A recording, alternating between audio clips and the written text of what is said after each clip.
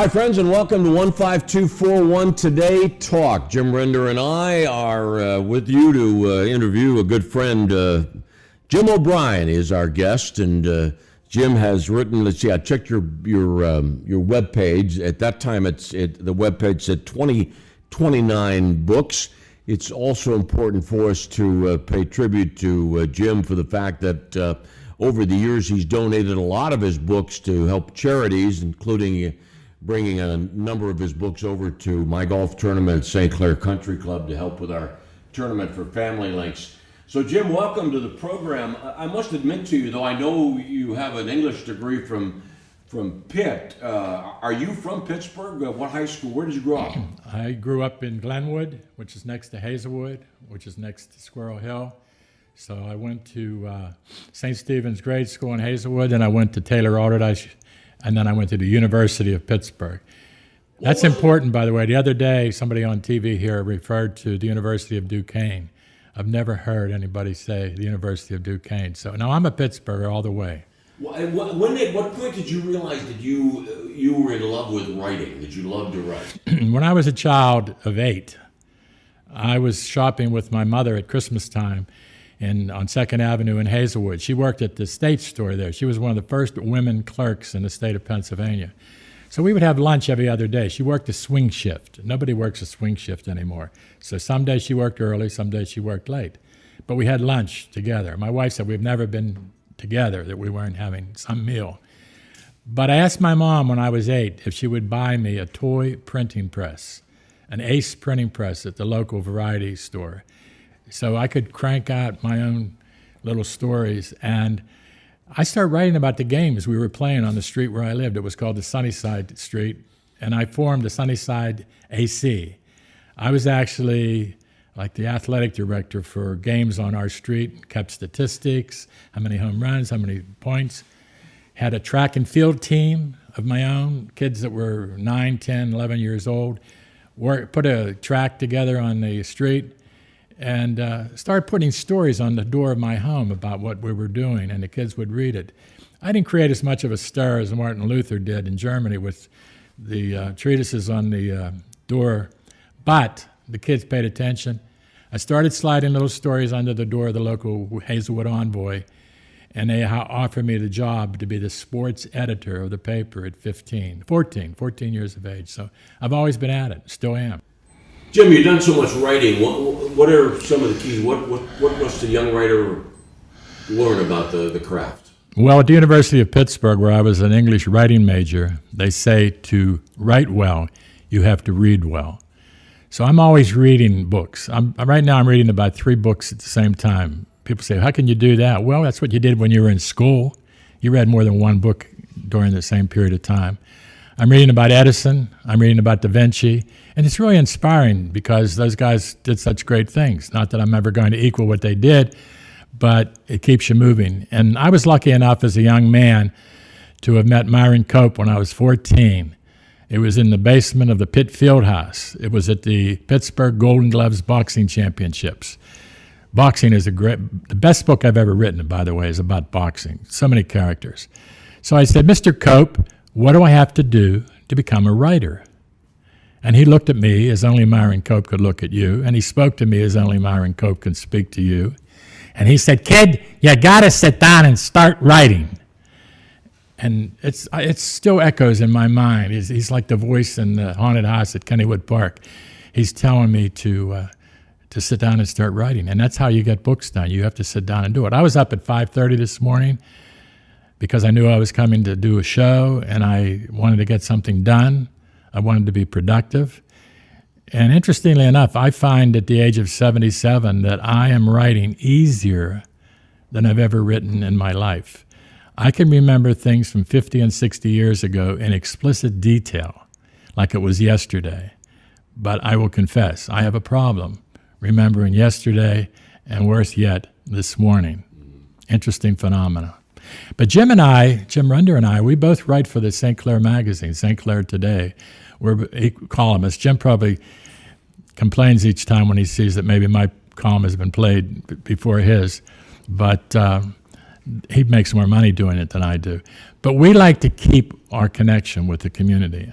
I've not lived here for 4 years, but I'm still proud to have lived in Upper St. Clair for 36 years.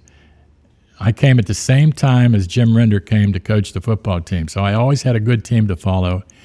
And once Jim O'Brien and Jim Render, two Jims, came to Upper St. Clair, it hasn't been the same since. We've revolutionized this community.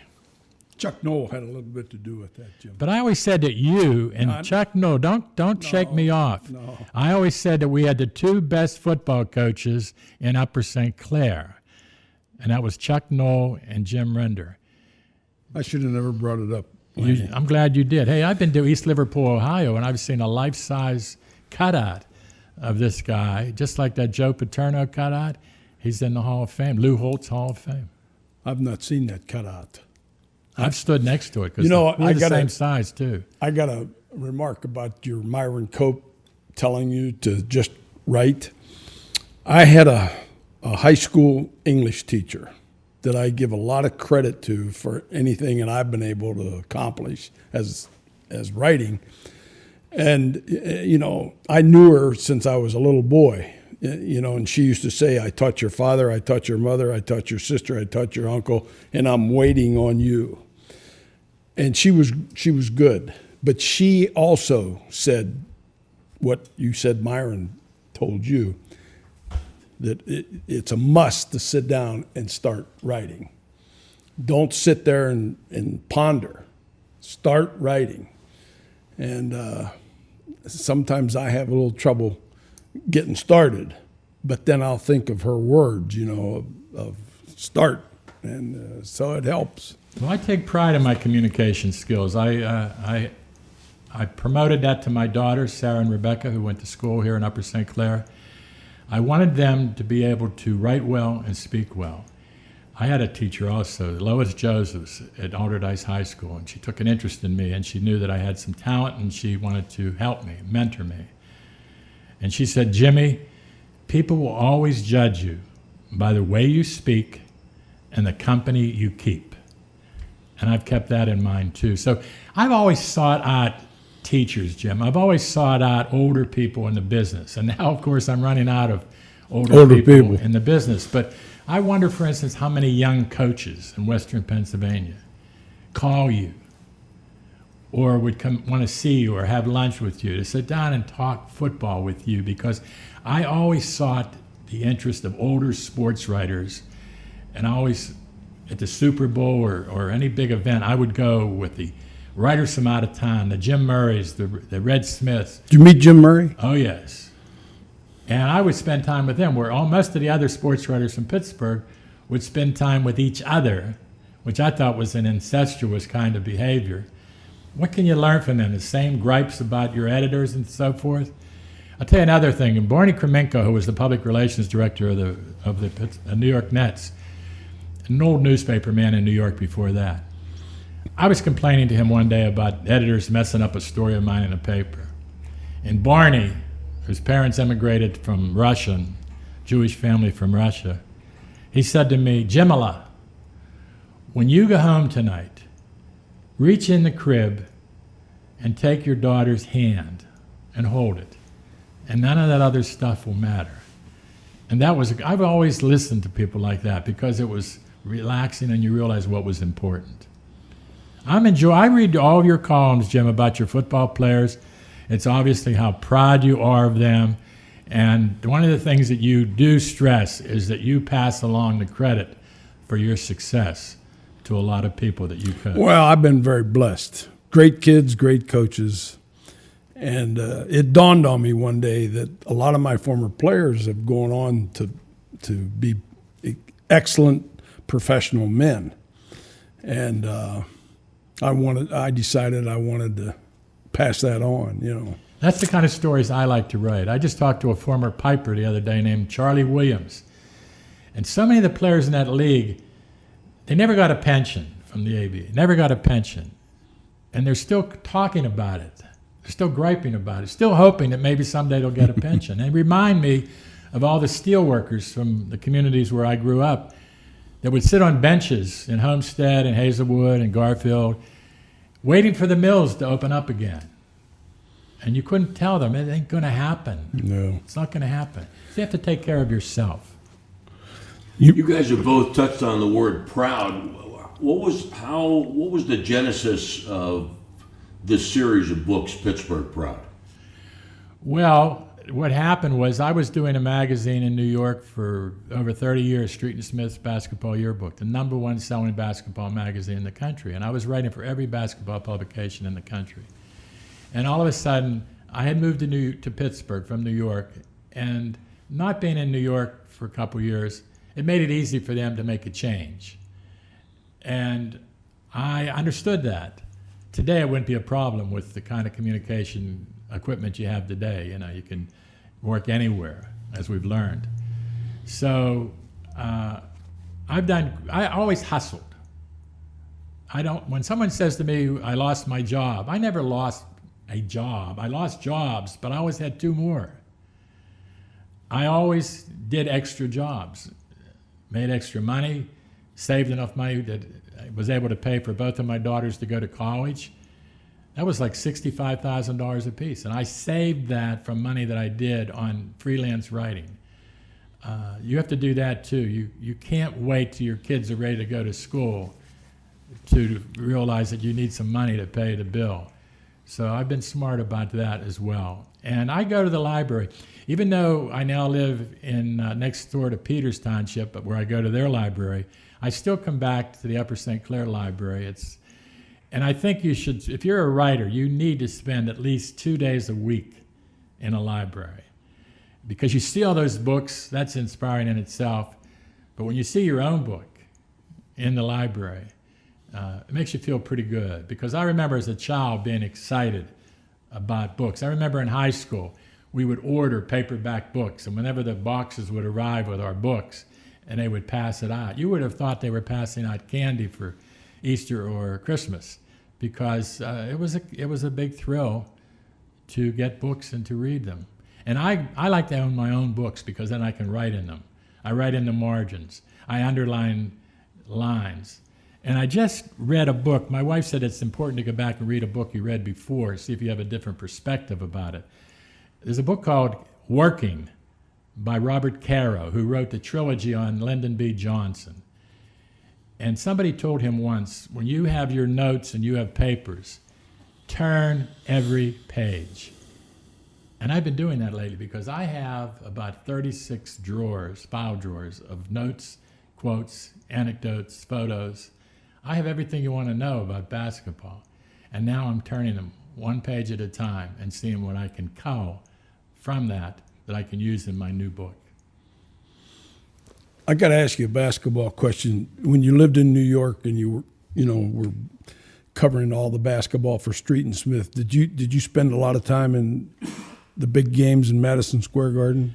Well, you remember the game where Willis Reed, they didn't know whether he was going to play or not. In the 7th game against the Lakers for the NBA championship, he had suffered a very serious thigh injury.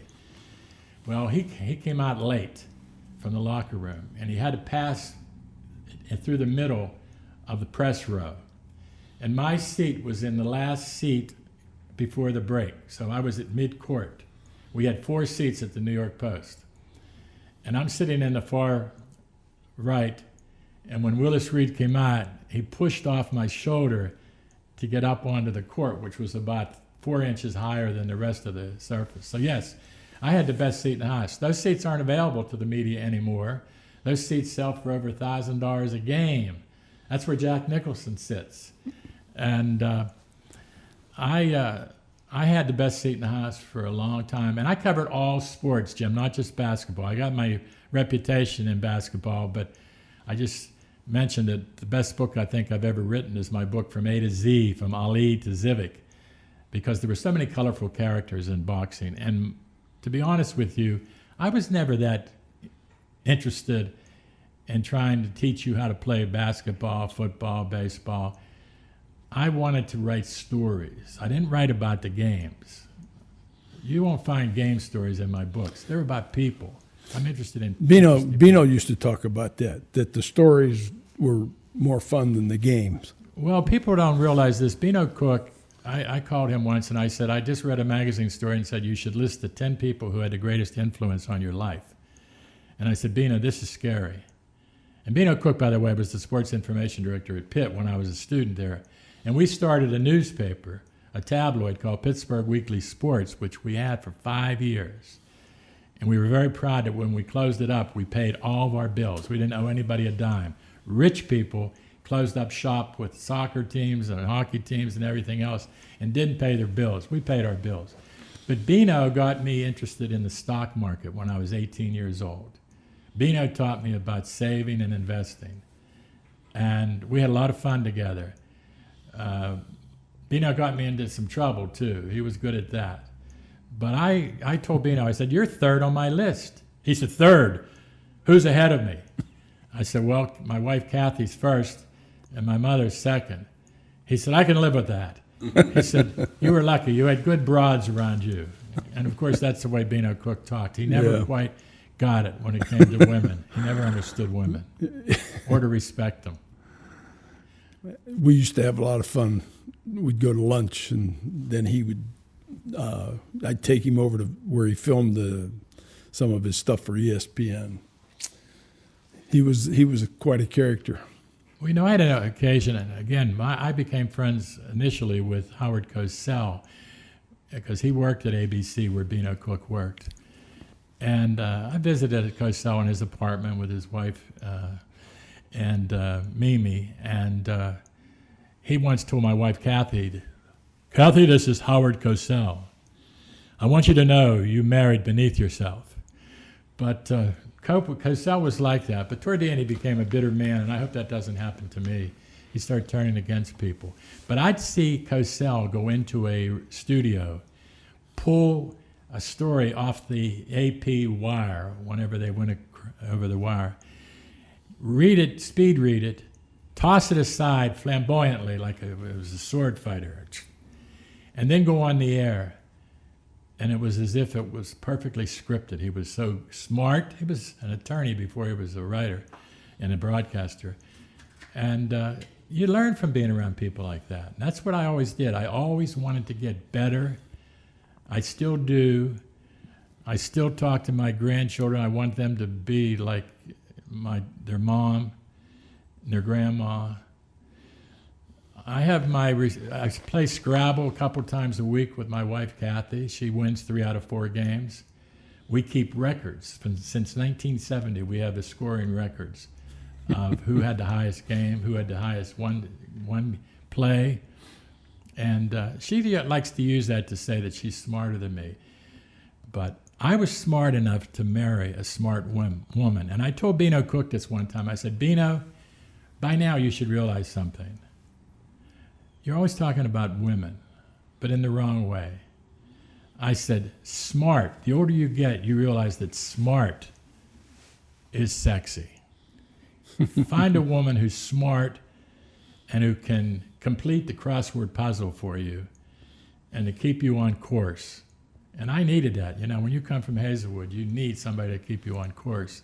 Because one of my 8th grade sisters, Sister Mary Leo, once told my mother, Mrs. O'Brien, someday your Jimmy is going to end up in Sing Sing. And Sing Sing, of course, was a high security prison in upstate New York, in Ossining, New York. And I did my darndest the rest of my life to make sure I didn't go to prison. In fact, our football team used to play games on occasion against the team at Western Penitentiary. And I would never play in that game because I didn't want to make Sister Mary Leo's prediction come true. Can you talk a little bit about your days? I know Pitt is a big part of your heart and background, and you were the sports information director at Pitt. Do you have a memory of Pitt? Yeah, Pitt changed my life. When I see the Cathedral of Learning, which you can see from so many spots around Pittsburgh, it's like the Cinderella's castle at Disney World for me. It changed my life. And I teach there still. I teach a class in Pittsburgh sports history in the Osher Lifelong Learning Institute. I feel proud when I walk on that campus today, knowing that now I'm teaching. I didn't go to prison. I'm teaching at Pitt.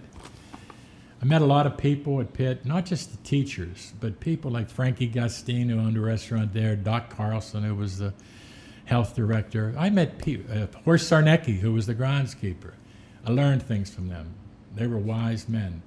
So Pitt changed my life. I was a so-so student at Alderdice. I wasn't particularly motivated. My favorite class was field trip, and used to play hooky a lot, go downtown to Pittsburgh to the pool halls and the burlesque houses and be where the characters were. But when I went to Pitt, I really blossomed, and I became the sports editor when I was a sophomore. Even Myron Cope didn't do that. I became the first non-senior to be the sports editor of the Pitt News, and I was a sophomore. I won national awards. And I won, when I was in grad school at Pitt, I met Kathy. She was in School of Social Work, and was a lucky man. Lucky man. Of all the athletes that you've interviewed, who are your favorites? Well, Muhammad Ali was the most interesting. I mean, he just was always on. My wife says the same thing. She was around him at times. I wish then that I had no cell phone, that I could have taken photos of him, and Julius Erving was one of my favorites, Dr. J. Art Rooney was one of the more interesting characters. His, my book called The Chief, and I'm hoping to do a program at the Upper St. Clair Library about Art Rooney, and I want to do one about Chuck Noll, because you can learn something from them. And I think that's something that, you know, I am so proud that my children went to school in Upper St. Clair. It still turns me on when I see that Upper St. Clair is rated one of the top schools in the state of Pennsylvania, that the students are doing well in their SAT scores. I always told Jim, I said, you know, you get a break, you get some of the smartest kids to turn out for your football team. They're much more disciplined. They may not be the greatest athletes, but they're disciplined. They'll do what you tell them to do. They'll follow your instructions. And I know a football player when I see one. I used to stop, my wife and I would walk around the track when Jim was conducting practice, and we'd stop and talk, because I was pleased to be a friend and a supporter of Jim Rinder, and I still would like to see that field at Upper St. Clair High School named the Jim Rinder Field. I think he earned that. Yeah, here. Ali, Dr. Irving, Dr. J. Who else? Well, I mentioned Jim Rinder. Oh. But no, Jerome Bettis was a great interview. I had an interview once with Dave Parker for 4 hours at his home in Wexford, and I think this is what separates me from the pack. I went places where others didn't go. Like I went to an after-hours club in the Hill District with John Henry Johnson, and we had to walk out of the place backwards because John Henry refused to pay the bill. It was like Butch Cassidy and the Sundance Kid as we left. Who's going to make me pay? That's what John Henry said. But I went places and met people to get the story. And it was fun to do it. And I still do that. I'll still maybe go someplace where I know I can find a story. I went to a funeral in Greenfield, and my wife said to me, "Where are you going?" And I didn't want to say I'm going to a funeral, because if I did, she'd say, "Oh, who's this one now that you haven't seen in 40 years? And instead of saying I'm going to a funeral, I said, I'm going after a story. That's where I'm going. And I got one. I wasn't there 10 minutes. And I found one. People at the bar across the street from the funeral home were playing bar bingo. Did you ever hear of that? I never did. The bartender was calling out the numbers. They were sitting at the bar drinking, and they had bingo cards in front of them. Only in Greenfield.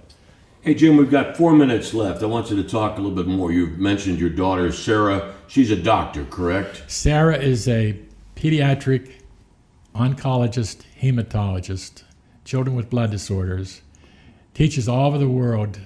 She's been to Beijing, been to Paris, been to Rome, been to Berlin, been to Dublin. And she's an associate professor at the Ohio State University Medical School. So and she has 4 children that she has to look after. And yet she still reads books, belongs to a book club. And Rebecca has been a star in the restaurant business. I remember one of the times that we were together at a luncheon that you emceed in honor of Jim Render. And I was kidding Jim, and I said, Jim, I told my daughter Rebecca, you mean Jim Render teaches you in phys ed? You mean a Jim Render who's won all those awards for coaching, Hall of Fame and so forth? And she said, yeah, Dad. She said, he used to roll out the ball and tell us to stay out of his hair. And Render said, I must have given Rebecca a B and kept her out of Harvard.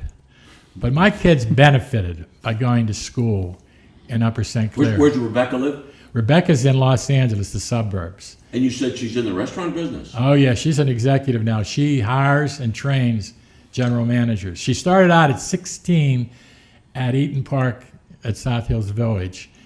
Jim Broadhurst brought her on there. And I always told the girls, there wasn't athletic blood in the family, so I wasn't after them to be great athletes. I was after them to learn to speak well and to write well. And both of them do that. And the point is that no matter what you get into, if you're a doctor, if you're a restaurant executive, to write well and speak well is going to be a tremendous asset to you to be successful. And you need a good mentor or two. Seek them out. In the few minutes that we have left, pickleball is your big thing now, huh? Pickleball is the version of tennis. It's played with a wiffle ball. And we went from playing basketball to tennis to wiffle ball. And it keeps you moving. And during the coronavirus, I lost 28 pounds on purpose. I watched my weight. I was getting too heavy. And one of the things I'm a big believer in, Lanny, and Jim also, is that I make time productive. I wouldn't care if I made a dime on my next book, because having a book to write and having something to get up for every morning to work, to me, I don't belong to a country club. I don't golf. I don't have expensive equipment or anything. I don't gamble. So I deserve to be able to buy the printing bill and take care of it. Are you have a book underway? I'm about 2/3 of the way finished with a book. In fact, I got up this morning at 6:30 I'm getting up earlier. When you're retired supposedly, or you're semi-retired, the nice thing is you can sleep whenever you want to. I take naps every now and then. If you want to take a nap in the afternoon, you can. What's the new book about? But it's a sequel to the book Looking Up. It's called Looking Up Once Again. And it's about all the great basketball players that I was fortunate to meet and interview. And I'm talking to them on the telephone now. And one of the things that strikes me is how so many of them, some of the biggest, strongest men, have gotten ill. Many of them have died. These giants have died. And it's weird the way things happen when I'm working on a book. Just recently, I got up and I put on a University of Louisville golf jersey that my wife had gotten out for the summer. And the same day I learned from a friend that Wes Unseld, who's all over the map at the University of Louisville, had died that day at the age of 74. And I'm thinking, that's strange, but that's what happens. When I'm finishing a book, people fall out of trees. I run into people I wasn't planning on talking to. All of a sudden they start appearing. It's like magic. Maybe it's Myron Cope up there pulling strings, waving the terrible towel at me. Hey, Jim, thank you. We appreciate you joining us on the program today. This is 15241 Today Talk on Upper St. Clair. Linda Dunzinski is our coordinating producer, and our many thanks to our producer and director, Glenn Ward. Thank you for joining us.